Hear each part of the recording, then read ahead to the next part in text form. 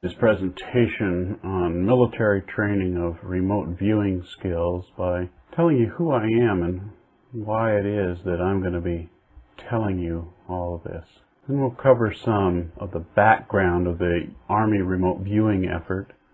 Then I'm going to actually go into the behaviors and skills training that was used by the military, which included the behaviors of letting go and turning inward, resonance and contact with the remote viewing site, a listening behavior, then a becoming aware behavior, and finally describing and reporting the information perceived.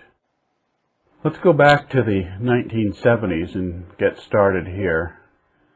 In the early 1970s, the CIA funded the research in remote viewing. Their mission was to scientifically examine the intelligence implications of remote viewing.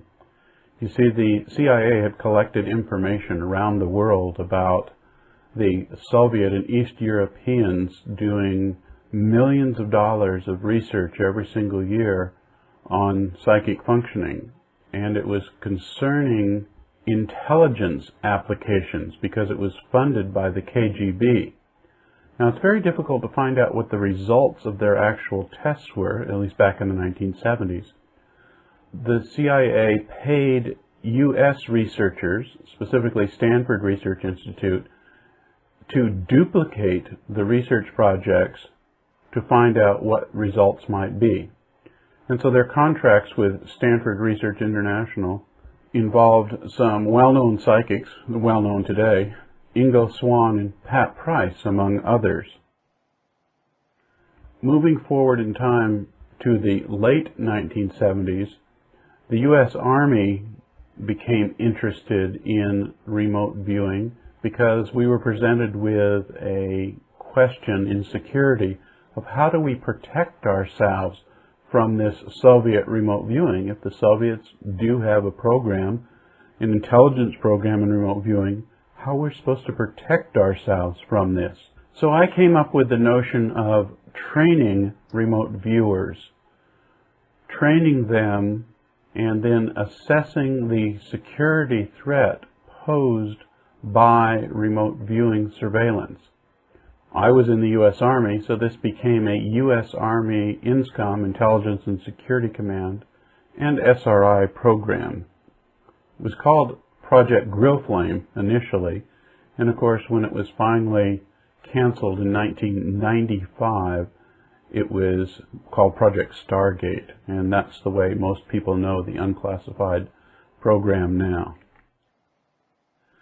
So back in the era of the late 70s, I became the operations and training officer of this unique Army remote viewing unit.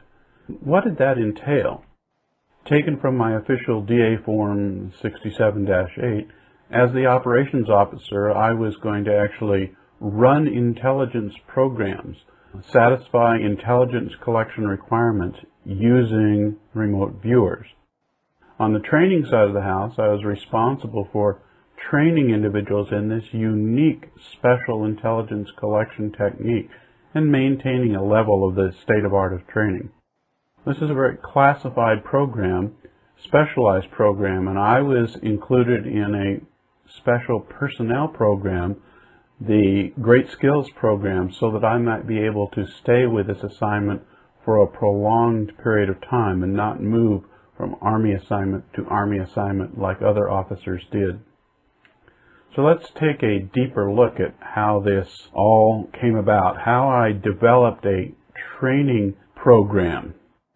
Since SRI was under contract, I first went out to SRI to discover what it is that they were doing with remote viewers out at SRI. I asked them how we might be able to train remote viewers and tell me a little bit about the remote viewers that they had. They didn't know whether you could train a remote viewer or not, but they were enthusiastic about the idea, thought it would be a neat thing to do.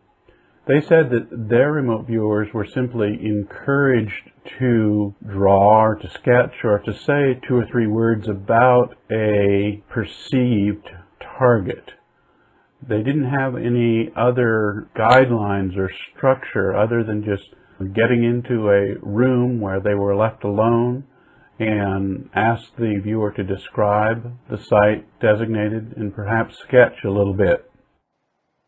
When I asked them about particular techniques of remote viewing or particular styles or personality types, they really didn't have much to offer. They said that they didn't feel that there was any particular way or behavior or special state of consciousness that was conducive to remote viewing. They were, in fact, physicists, and what they tried to do is just set up circumstances where a person could perform remote viewing, and they would allow that person to do whatever behavior seemed appropriate.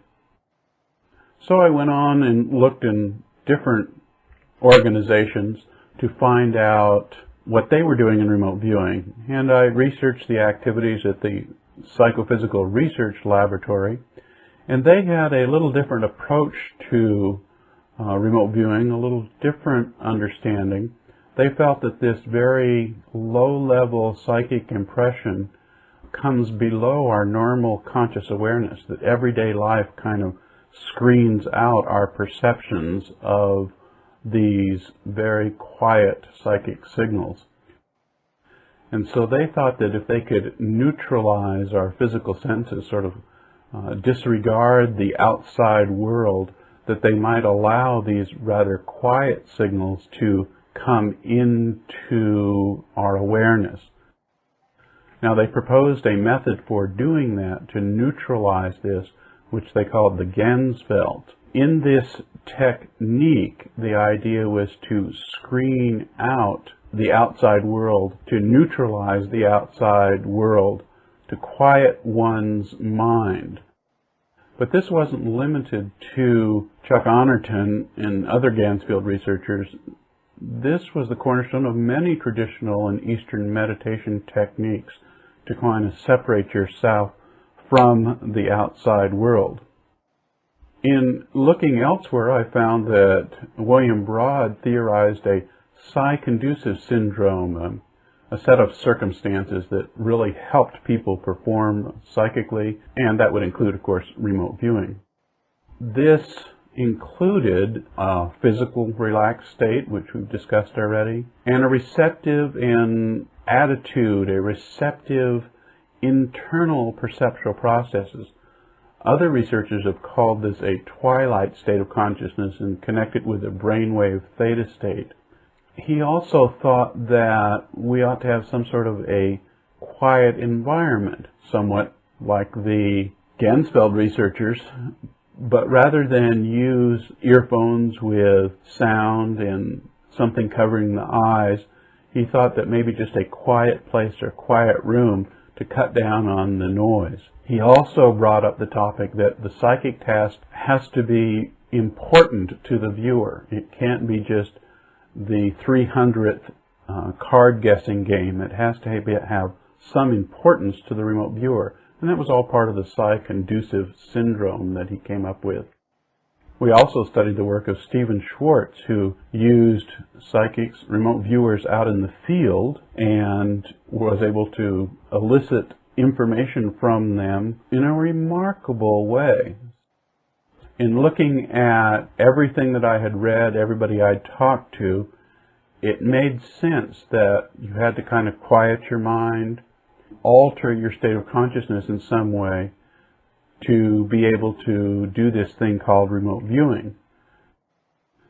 Having had personal experience in this, I remember as a kid working on cars that I could just think about a car and I could sort of like X-ray vision see inside the car, see what was wrong with it, and then I could proceed to take it apart and fix it. And for a long time I thought this is what mechanics did when you took a car to a mechanic, but in my adult life I learned later that this is not what a mechanic does. I also saw this experience that I was having as being a twofold dynamic, a first case experience and a second case experience. In the first case, I was immersed in the activity, actually deeply involved in whatever I was perceiving. But in the second case, I suddenly became aware, sort of separate from it, aware that I was doing this other thing.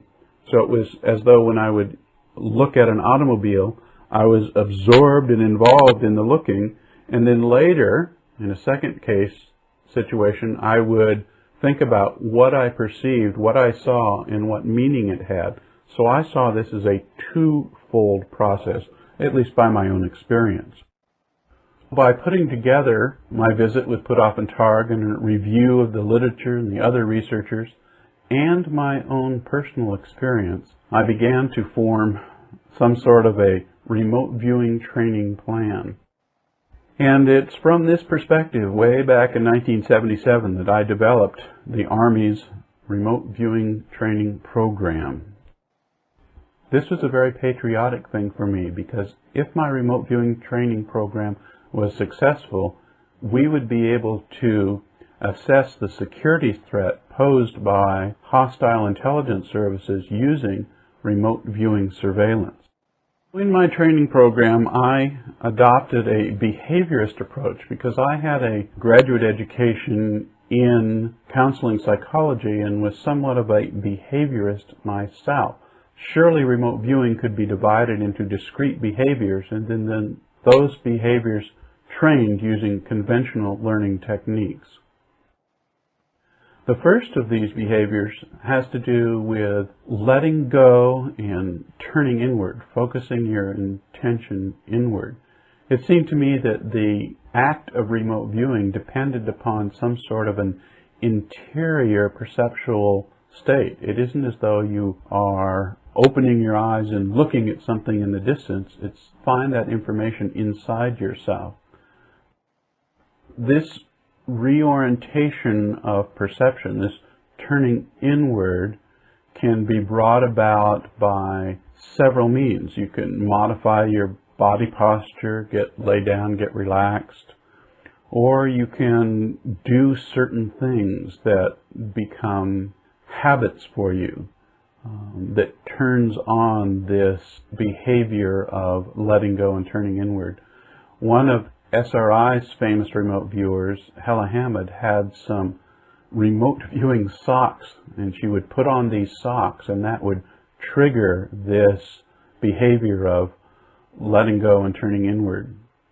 Pat Price, another famous remote viewer from SRI, had a pair of glasses that he would reach down and put on when he would do his remote viewing. It was like this little behavior switch that he would do to turn inward, to let go of the outside world and turn inward.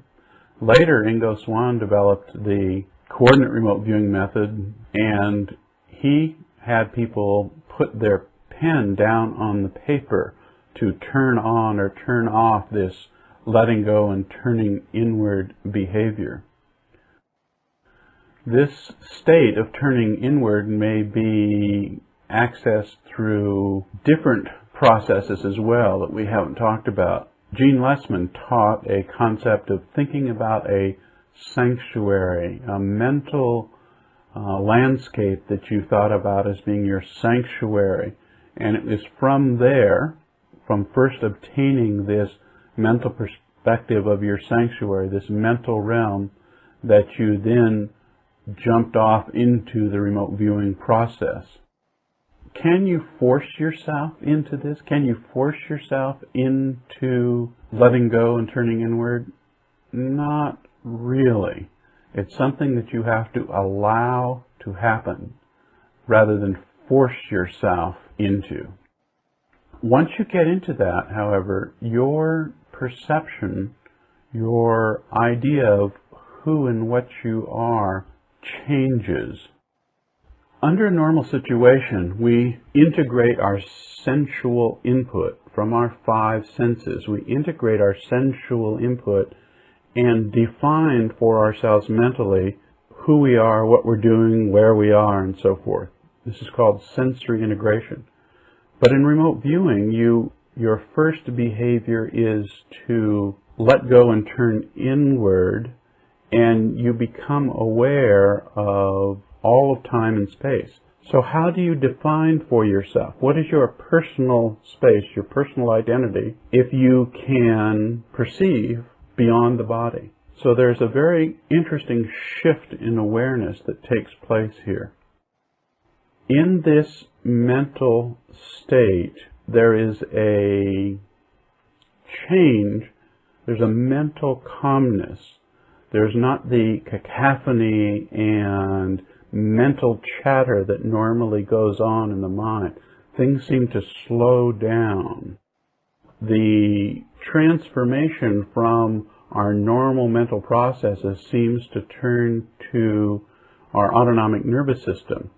Ingo Swann talked about this in terms of our whole body system and talked about how the remote viewing perception impacts this system, and we have to detect and decode our autonomic nervous system for the information that it now knows.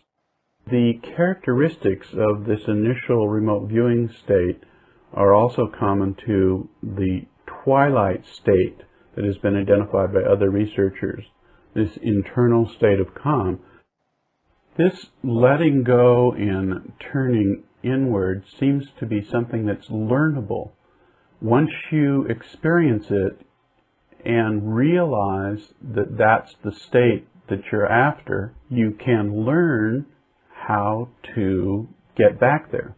It's like shooting a basketball. Once you learn how to stand, how to push your arms forward, how to focus on the hoop, once you learn that, then you can return to that behavior. So this state of inner calm, this letting go and turning inward, is something that's learnable. Also, once you have learned how to do this, you can perpetuate this state. You know when you fall out of it, you know how to get back into it. You can perpetuate this.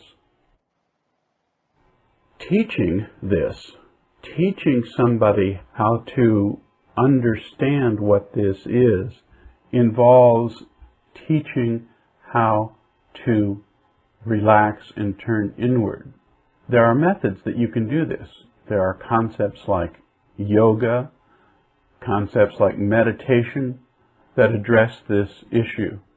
I set up reinforcement scenarios like you might do in a sports situation. There are ways to teach people how to shoot baskets. You set up a situation conducive to that.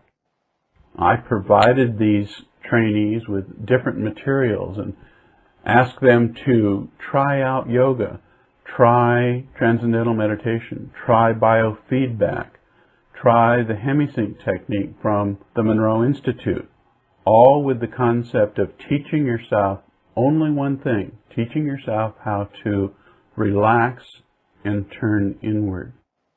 Let's look at the second behavior, the resonance phase, or getting in contact with the site. I emphasize here information of interest because there's quite a bit difference between military operational remote viewing and laboratory evaluation of remote viewing. In a laboratory evaluation, you might have a particular site and identify particular characteristics that would identify statistically that the remote viewer accurately described that site. In operational remote viewing, you're more interested in a particular piece of information. If you were asking a remote viewer, for example, to remote view an airport, if he came back and described runways and airplanes, from the laboratory remote viewing point of view, he might get a very high score. But from an operational point of view, if you're looking to see whether or not there is a terrorist bomb on one of the airplanes, him coming back and telling you this is an airport with airplanes is of little value in terms of information of interest. So there's quite a difference between military operational remote viewing and laboratory investigation of remote viewing. The types of questions that you can ask a remote viewer seem to be limitless. You need to operate with remote viewing as though there are no limitations. There's nothing, no piece of information that the remote viewer cannot contact in some way. However, it can be difficult to stimulate that contact. It behooves the operations officer in military remote viewing to be very clever in the way he asks questions of the remote viewer in order to extract the information of interest. The process of connecting appears to emerge from the unconscious. People are different. But it's not appropriate in training to say to a person, your style is wrong, you shouldn't do it that way, there's a better way to do this. What you need to do is to very gently coach and reinforce an individual's preferred style and hone that style to its logical perfection. Some people are going to think about this as bringing the information into their own interior mental space that has been freed up because of their relaxation in turning inward. Others are going to think about this in terms of extending their awareness, their perception of the world to include the remote viewing target. They consider this to be a no space-time universe, so they ought to be able to extend their consciousness across all space and time.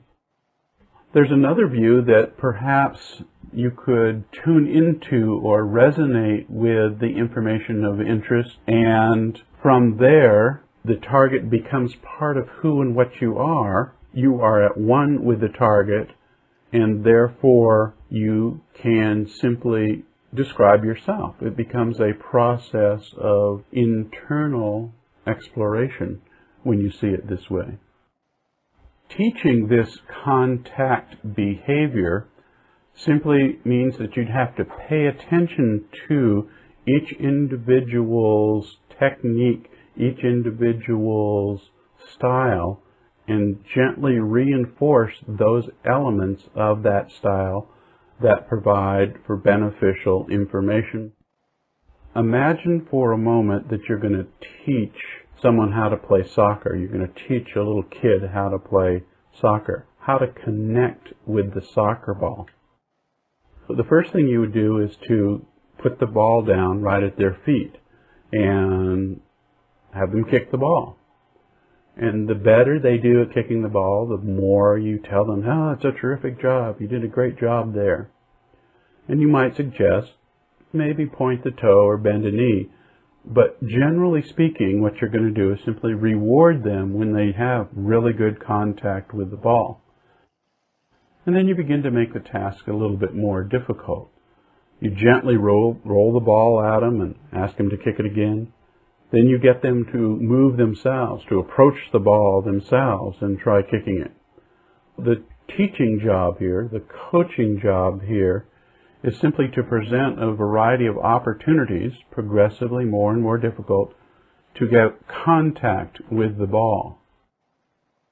Their experience, their first-person experience of actually contacting the ball, is going to be based on what you tell them, as well as some internal self-reinforced behavior. They are going to build on their first-person experience, building up their own confidence. How do you do that? Through trial and error, by repeated practice, by your rewarding them, by them kicking the ball. They learn during this process.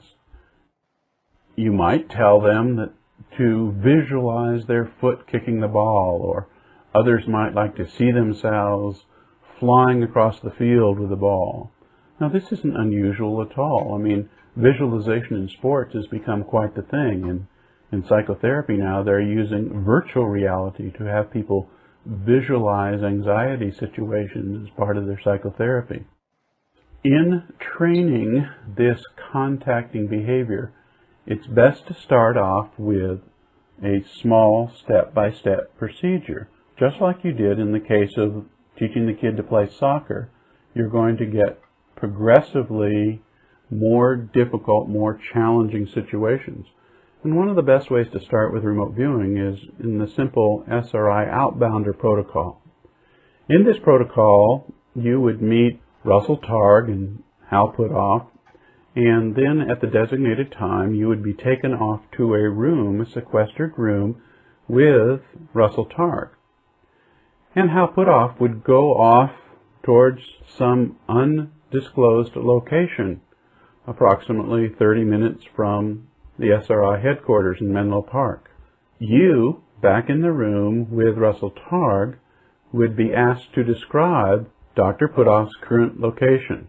You had no way of knowing, other than remote viewing, where that might be.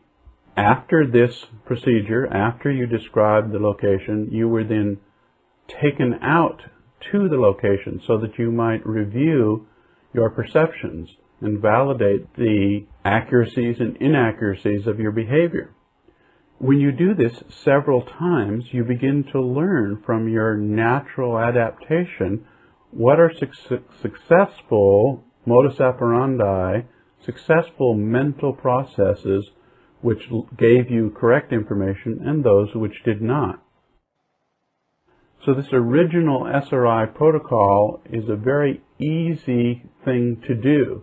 I mean, it's quite easy to imagine that you are, perhaps seeing through the eyes of Dr. Puthoff or describing his behavior there. One could conceivably think of themselves as being part of the target itself and becoming one with the site. People use different modes, and one is not better than the other. And in training, what you have to do is simply reinforce the appropriate mode. Reinforce those behaviors within that perceptual mode which yield the best results. Making these steps progressively more difficult then, a little bit different operation would be to have someone describe a picture in a concealed envelope or the physical place on the planet that's depicted in the picture in the envelope. This is a little different because the feedback is going to be less. In the first case, you actually physically went to the site as your feedback, walked around the location, really became part of what it was. In this case, you're only going to get to look at the picture in the envelope as your feedback. So, in a way, it's making the task a little bit more difficult. And once this is mastered, then you can move on to even more difficult situations. You can provide geographic coordinates as a cue. So the trainee remote viewer says, well, look, I could tell you where Dr. Puthoff was because he's a human being and I met him and I can sort of understand how to do that. And yes, I was able to do the thing in the envelope because, I knew that I would be getting to see the picture. There was physically an envelope and I understood what the task was. But how in the world can I describe someplace on the planet based on geographic coordinates? I have no idea. Well, that's the point. You're not supposed to have any idea. You're supposed to remote view it. And so as the person does this again and again, repeated practice, just like teaching someone how to play soccer, more and more difficult tasks and repeated practice. Pretty soon, they become proficient and they grow in their own self-confidence that they can do this. The coach praises evidence of strong contact with the target so that the remote viewer internalizes those processes which are successful. Let's turn now to the third behavior that I identified, that of listening. We're not actually teaching this remote viewing package all at one big time here. What we're talking about is teaching, first of all, the concept of relaxing and turning inward. The second behavior of how to connect with the target. And now that we're connected with the target, what we're going to do here is listen. And the word listen is only a metaphor here. It's not as though you're going to use your ears. What I'm talking about is paying attention to your internal perceptual processes. Paying attention to what's going on inside you. And you might find many things in there. The information comes first through habits that we've developed. In our brain, this wet system that we have inside our cranium, there are neural pathways that are well used and provide us with answers to the questions of, what is this? What's it for? What does it mean to me? And those are all ego-based concepts, and those are well entrenched within our neural networks. Those are the first kinds of responses that are likely to come up because they're habits. And viewers themselves have different habits. They characteristically perceive things differently. We know from NLP that some people talk about things in terms of, that sounds right to me. Others say, that looks good. And others will tell you, oh, it just feels right. So there are many different ways in which we process this information. The remote viewer's attention, in fact, might be internal or external, or even can be panoramic in a wide parameter. But it's usually not focused on any one particular thing. Let's talk a little bit about this idea of focused attention. When I get a letter in the mail and I open it up and I start reading that letter, that is focused attention. I'm sort of tuned out the surrounding world while I am reading that letter. That's very different than remote viewing. In remote viewing, our attention is open and ambient and not focused on one particular thing. And it is a waiting patiently, without expecting any particular thing, just waiting for the perceptions to emerge. And how do you train this? How do you train someone to listen? First of all, let's remember that this is a point in time for the remote viewer where he's not expected to report anything or say anything. That would be a second case experience, which we're going to talk about later. This involves observation of self, observation of your own mental behaviors. So we want to coach the individual to do this listening experience without reporting anything. Just observe what's going on inside yourself. After a few minutes of silence, then, the trainee is asked to describe not their actual perceptions, but the mental experience that they're having while observing. At first, the tendency for a new remote viewer is to start describing the sight and telling you what they've been listening to. But that's not what you want to happen in this stage of training. At this stage of training, you want them to describe their cognitive process. Describe this concept of listening. Sometimes you have to have people practice this over and over again because they really quickly jump to sight descriptions. They need to slow down a little bit in training. They need to describe, identify what it's like to be listening so that we can be sure that it's appropriate. Now, one of the things you can do here is to have them write essays about this process. Now, after they do 2 or 3 essays, they get the idea, I'm going to have to pay attention to what's going on because I have to write an essay about it later. So as they move into the next remote viewing exercise, they are really paying attention so that they'll be able to write their essay. Self-examination of this listening behavior. So let's go on then to the 4th behavior, becoming aware of the information. This is different from listening. Listening is calm, relaxed, open attention. Becoming aware is a different behavior altogether. And we might think of becoming aware as an aha moment. And yet, this moment is involved with several different things going on simultaneously. So let's pull apart this moment. Let's pull this moment apart and talk about that fringe area just before awareness, what's going on behaviorally during awareness, and that little fringe area of immediately after, just before awareness. Remember, we've got this person relaxed, contact with the site, listening, and then awareness emerges.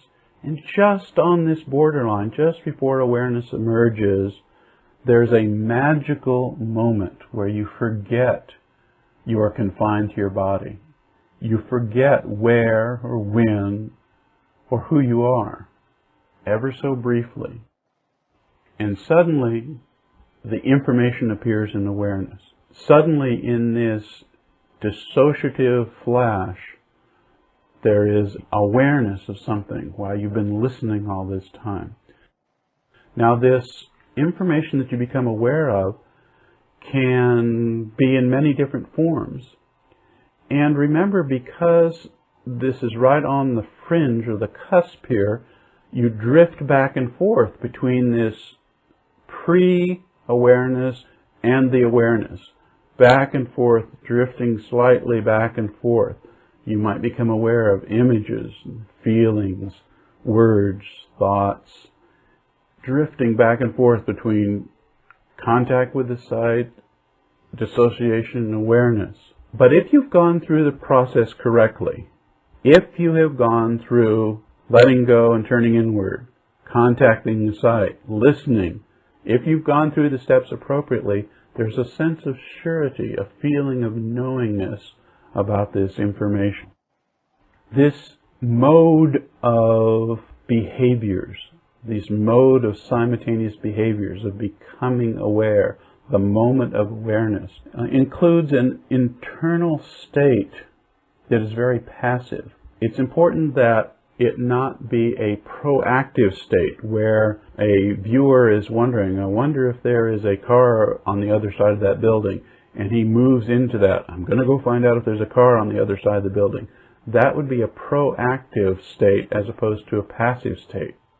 Now, to support that, if you're working with an interviewer, the interviewer shouldn't ask, look on the other side of the building and see if there's a car there, because that would be too proactive. The interviewer should ask, describe the other side of the building. All preconceived concepts about what the target is, what you think the target is, have to be set aside in this moment of awareness. You know, you can't be thinking, listen, the last 3 remote viewing sites I had were islands in the middle of the ocean, so this one surely can't be an island.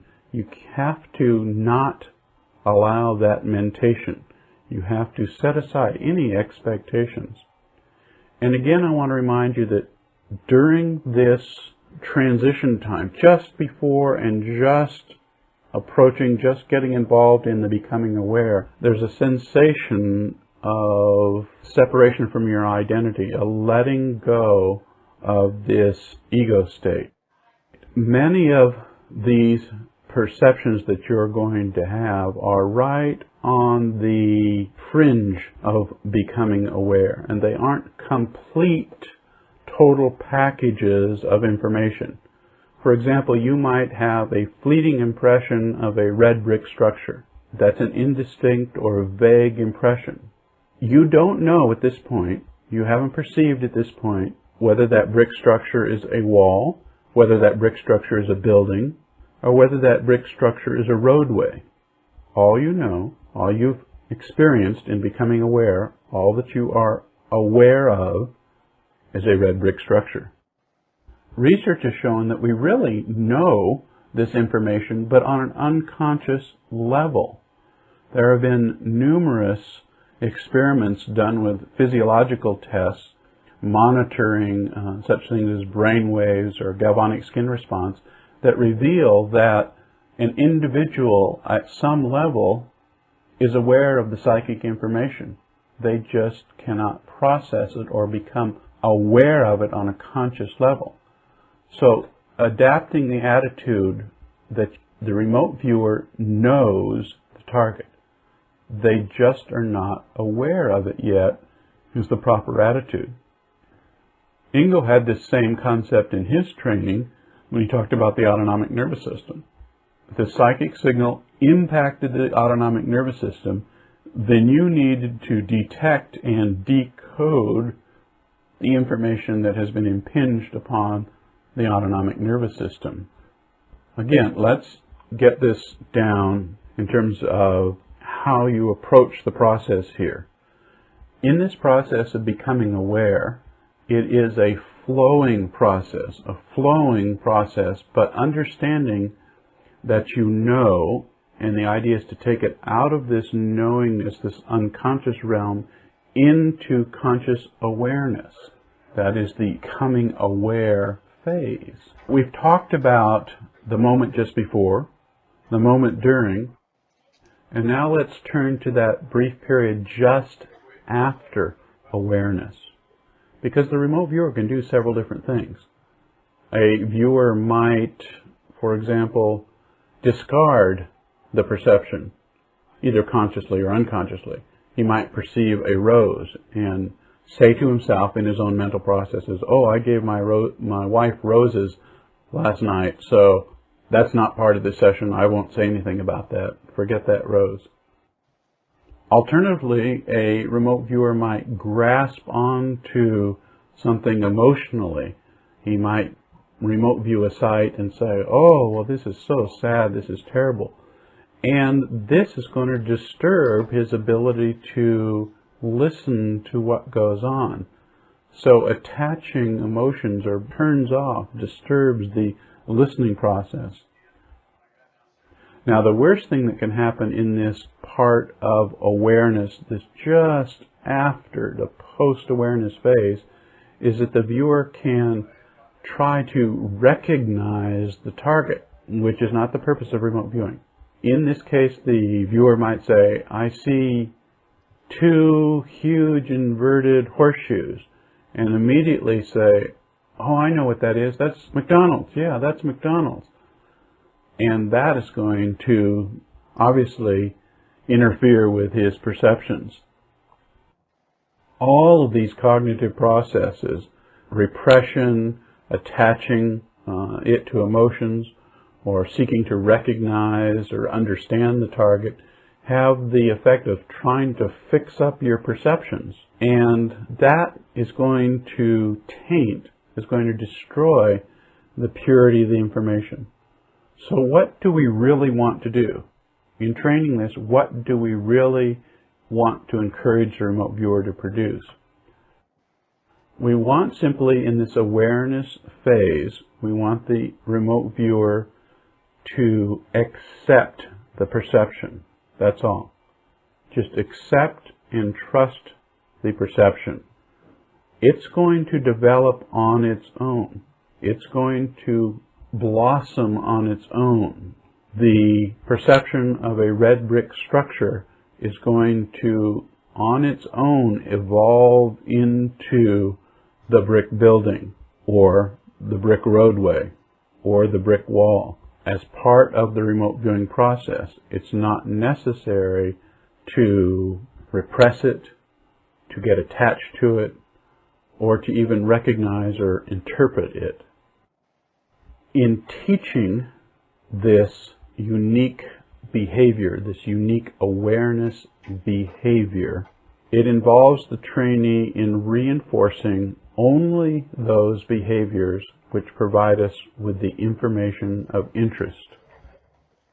The viewer has to be coached to maintain an open mind, not this narrow focus like reading a letter, but coached to maintain an open, broad perspective. And reactions to perceptions have to be measured. An internal mental process of monitoring your own thinking, of measured thinking, not allowing your mind to race off in old habits and the old entrenched ways. An example of this is a remote viewing done by Joe McMoneagle at Stanford Research Institute. He once came back and almost immediately told Russell Targ, "It's the beach. Dr. Puthoff is at the beach."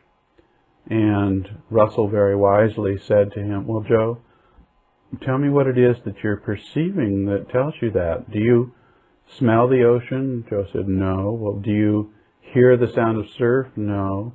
"Do you see people in bathing suits?" "No." "Well, Joe, what is it that you perceive about the target?" Joe said, "I perceive sand. There's sand here." Well, that mental type of thinking is what we're talking about disciplining.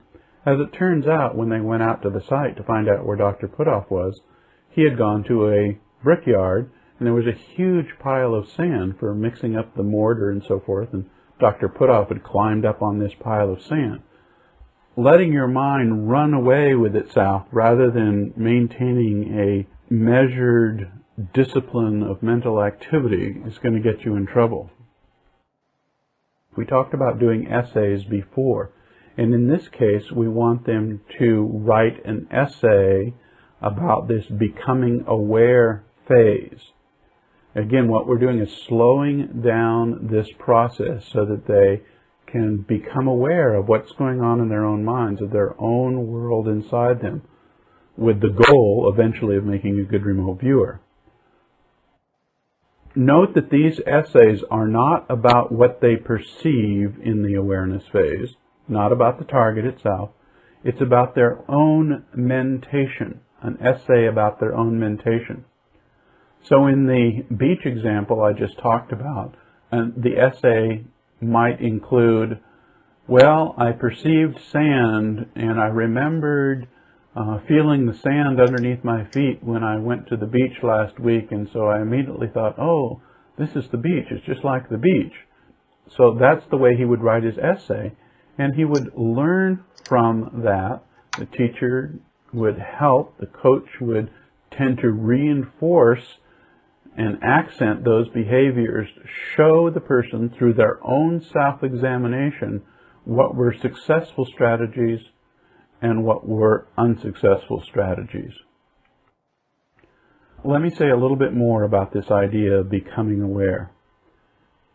Again, it's not necessary to analyze or figure out at this point what those little elements are that you're perceiving during the awareness phase. As the session progresses, you're going to get deeper contact with this site, and things are going to be able to resolve themselves. This becoming aware, this extended moment that I've been explaining, is psychic or mental. It's something that's happening inside you. And it's not the same as reporting or objectifying, which we're going to talk about in a minute. This is an internal mental process, this moment of awareness that we spread out into these kind of three areas. But objectification, which we'll talk about in just a minute, can yield more information. So, for example, in the terms of the red brick structure, in the Ingo Swann training, he might have you put your pencil down on the ideogram that led you to say red brick structure. And by touching that ideogram, collect more information. Allow yourself to become even more aware of that red brick structure so that it might resolve into its true nature. That true nature being either a brick building, a brick wall, or maybe even a brick roadway. Look now at the fifth behavior, which is describing or reporting. Again, it is not the same first case behavior of becoming aware.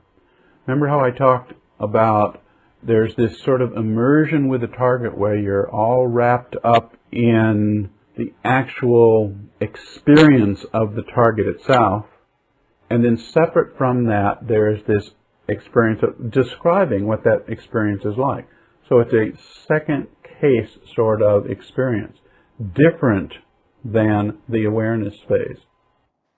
This behavior is sometimes called objectification, and that word comes from Ingo Swann, the idea of taking something out of our mental space and bringing it out into the objective world, and as Ingo said, by saying and writing this down. Remembering that there is a first stage experience, the actual awareness of the site, and the second stage experience of describing that awareness. The remote viewer is going to have to learn precise strategies to translate the impressions between awareness and what goes on with objectifying. And therein lies the dangers of blocking information, of analysis. But if the behaviors have been done, as I've explained, if you have gone through the first relaxing and letting go, if you have contacted the target, if you have listened to your internal perceptual process, if you have become aware, then you have detached from your ego during that awareness phase, and there's much less chance of getting back into the ego-based analysis of a target. Ideally, the remote viewing information is direct knowledge, and it's not embellished in any way through analysis or wondering what it is or thinking about what it might be. When the remote viewer does his job, it can be great. It can be a wonderful way of obtaining information of interest, the military information of interest that we've been talking about, information that can be obtained by no other means. At this point, I want to talk a little bit about the role of the interviewer or monitor, both during and after the time of awareness and objectifying. First of all, the attitude of the remote viewer is important, and I'm going to reiterate something I said before. The viewer knows everything about the target. The trick here is to get him to describe what he knows, to become aware in the awareness process, and to describe in the objectification what he knows. This remote viewing process then becomes a team effort at this point in time. A team effort to discover the information of interest. The interviewer has to pay attention to what's going on with this remote viewer during the becoming aware phase and the objectifying. The interviewer has to watch carefully, pay attention to what's going on. And the most effective interviewers are those that have had some intuitive experience themselves so that they understand and respect what's going on with the remote viewer. How do you train this? How do you train, being a teacher or coach, how do you train this objectification process? The purpose of the training is the skill of objectifying what you already know. Now, I realize I've said that concept many times. The skill is to teach objectifying of what you already know. Because the monitor understands the remote viewing process, the monitor helps the remote viewer in describing, in verbalizing and sketching the various aspects of the site, things that the remote viewer isn't aware that they know. The monitor watches the remote viewer's body language, listens very carefully to the phrasing, and focuses and redirects the remote viewer appropriately. Now I'm going to explore this effort slowly, a piece at a time. Reflecting back, this becoming aware and objectifying are distinctly different behaviors. And the intent to objectify shuts off or slows down a little bit the concept of acquiring information. This is a first case experience versus a second case experience. And the viewer has to learn to maintain a delicate balance between these two, and over time gets better and better at them, and they begin to merge together into one behavior. As an example of this, think about a young person learning to drive a car for the first time. A young person learning to drive a car, and they're paying attention to everything around them. What's in the rearview mirror? What's in front of them? What's to the left side? What's to the right side? How fast am I going? Where's the brake? What's this happening? It's very difficult for them to have a conversation with you in the car because their attention is so intense. But with practice and over a period of time, You can drive down the road as though it were fully automatic and carry on a conversation with the person next to you quite easily. Now, how do you get this same kind of adaptation in a remote viewer? During this process of objectification, the interviewer monitor can observe certain indications that tell you that the person is involved, that the remote viewer is involved with a first case experience rather than a second case experience. For example, there might be a loss of eye contact. You might turn the eyes off and look way off in the distance. There might be a break in the speech pattern, an interruption in the flow of the speech pattern. A switch in verb tensing also can be very indicative, switching from, when I was at the site, it looked like this, it looked like this. And there's a pause, and he says, the site is, the site has, it is running along. So we're switching from a past tense kind of debriefing mode to a present tense mode. And that's a very interesting micro-behavior to tell the monitor that's watching this whether the person is involved in a first-person case or a second-person case. Sometimes a slowing down of the rhythm of the verbalization, just a slowing down in the speech pattern, is a really good indication to the fact that the person is in contact with a site. You can think about it sort of in computer terms as co-processing. The proper psychological term for this type of speaking is called scanning speech, where it's as though the individual was searching for words between each word. But this slowing down of the pacing, or the idea of co-processing, is an interesting idea. And by computer co-processing, I mean, let's imagine yourself sitting at your computer and you want to print a document. Well, you notice that while the computer is working on printing, all the other operations on your computer slow down. The screen doesn't refresh quite as well, and the spell checker doesn't come up quite so fast while it's printing, because the computer is doing two things at once, and it's slowing down the operation of the other. Now, of course, that isn't entirely accurate in comparing this to a remote viewing process of slowing down speech, but it gives you the idea of what I'm talking about and how there may be some co-processing going on. The viewer may be accessing the target, describing it, accessing it, describing it, accessing it, describing it. In monitoring and teaching this concept, these things tend to move closer together. You have to watch out for some other things going on. Abstract descriptions are giveaways to second case analytical experiences. For example, a person might begin to describe a site and saying, this is just like the elementary school I went to. It's a brick building and it has a lawn out front. This reminds me exactly of my elementary school.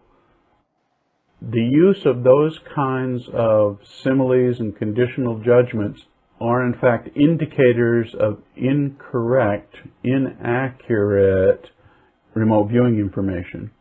When a person uses those, you know that they've engaged an analysis or a cognitive interpretation, and they've dropped away from the target, dropped away, moving away from their first case experience rather than closer to the first case experience, like the young driver getting more and more practice and eventually being able to talk while they drive.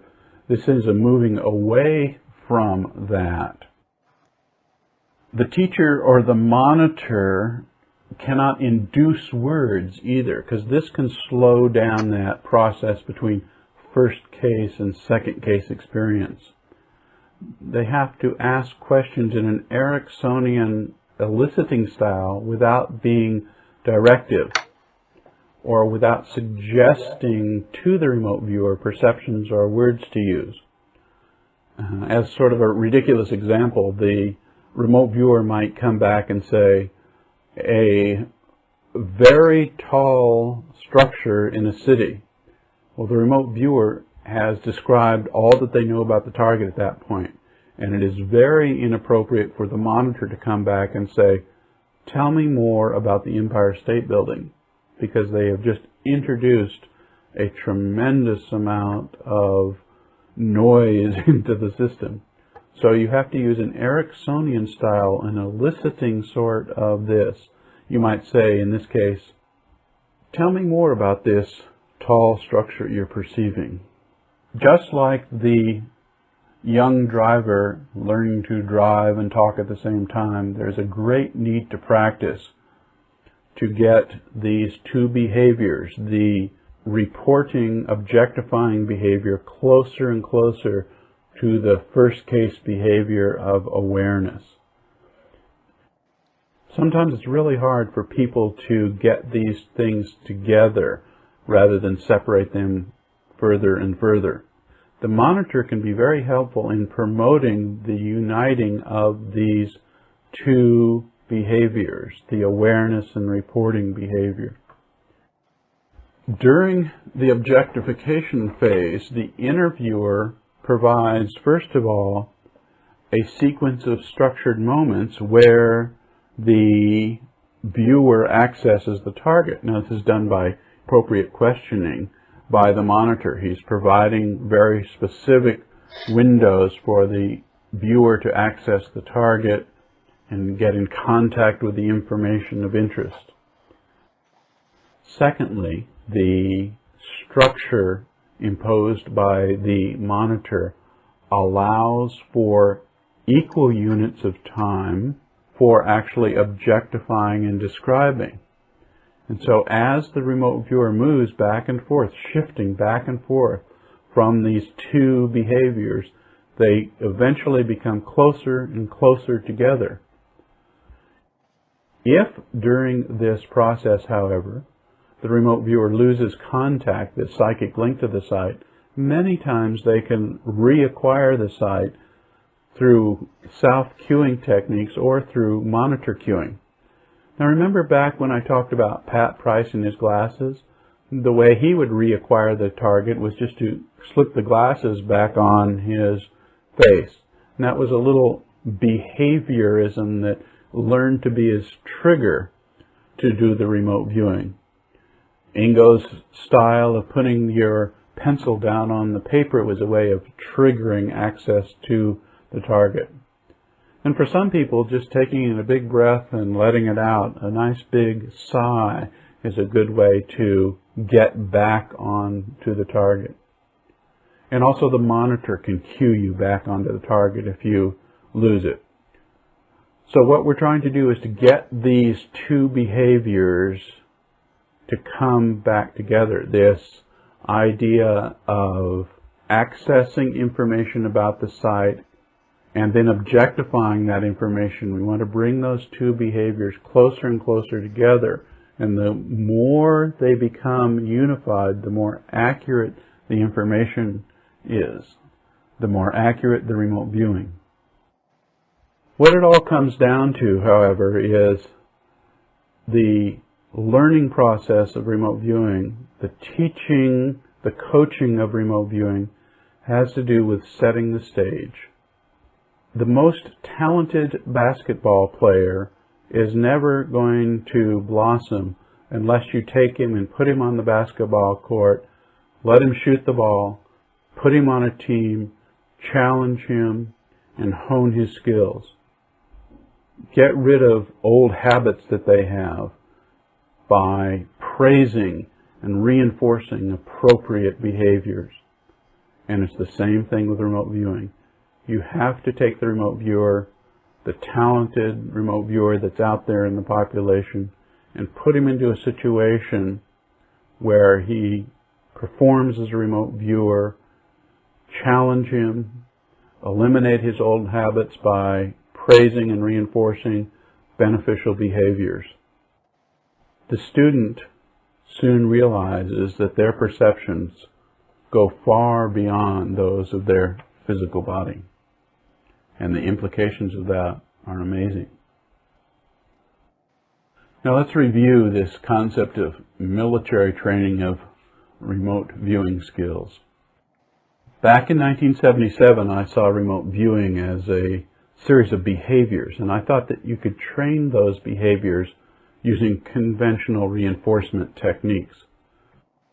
The first of those behaviors was letting go and turning inward. The second was getting in contact with the site itself, sort of a resonance phase. The third behavior is listening to your own internal perceptual processes, simply listening. And the fourth behavior, that of actually becoming aware of information, and aware on all levels. The fifth behavior was describing or objectifying the perceived information, bringing it out of mental space and put it into physical space. In closing, military training was very successful. I was very patriotic about this. My mission was to train remote viewers to assess the impact of hostile intelligence services using remote viewing surveillance against the United States Army.